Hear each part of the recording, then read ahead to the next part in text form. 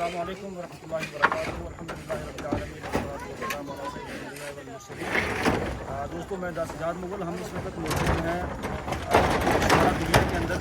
یہاں پر ایک مسجد جو ہے وہ تعمیر ہوئی ہے، جس کے حوالے سے میرے اساتذہ کرام صاحب ہیں اور مجید صاحب اور تمام ساتھی موجود ہیں۔ آپ بتائیں کہ اس کے آنے اگلے جو وقت ہے کیا ضروریات ہیں اور کن چیزوں کی ضرورت ہے تاکہ لوگ جو ہے زیادہ سے زیادہ تعاون کر سکیں۔ السلام علیکم ورحمۃ اللہ وبرکاتہ۔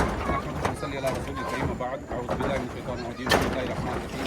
انما یعمر مساجد اللہ من آمن باللہ والیوم الآخر، وقال النبی صلی اللہ علیہ وسلم من بنى للہ مسجدا بنى اللہ بیتا فی الجنہ۔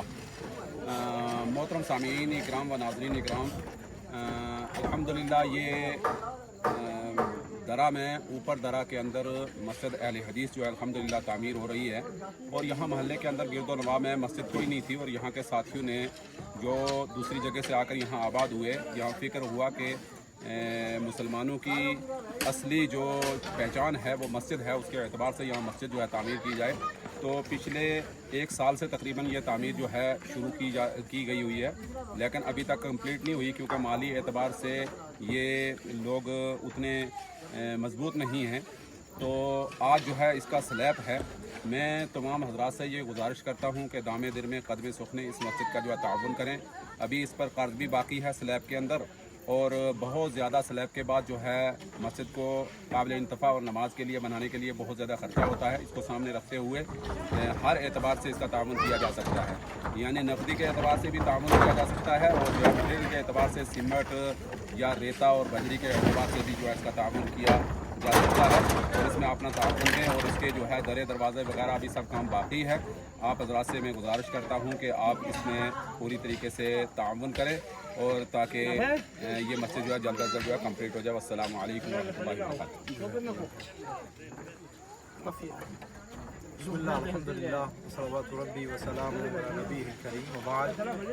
میں بہت مشکور ہوں آپ سب کا کہ آپ نے اس کام میں اپنی رغبت دکھائی ہے۔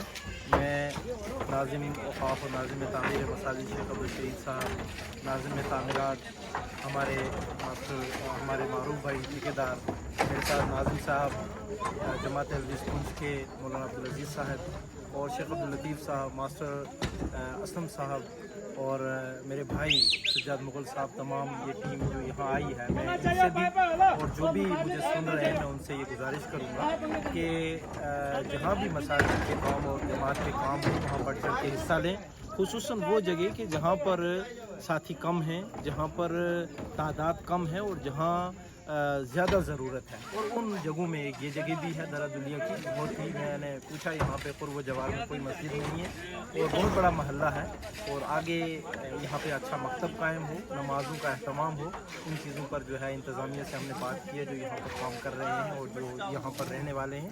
تو میں دعا گو ہوں اللہ تعالیٰ اس نیک عمل کو قبول و منظور فرمائے، اور آپ سب سے میں اپیل کرتا ہوں کہ خصوصاً اس مسجد کے تمام مساجد کی آباد کاری وہی اصل ہے، تعمیر مساجد کا، وہ آباد رہے نمازوں کے لیے بھی، اور وہاں پہ مکتب قائم ہو، قرآن پڑھیں بچے اور بچیاں، اور یہی اصل خوبصورتی ہے اور یہی اصل مقصد ہے بنائے مساجد کا۔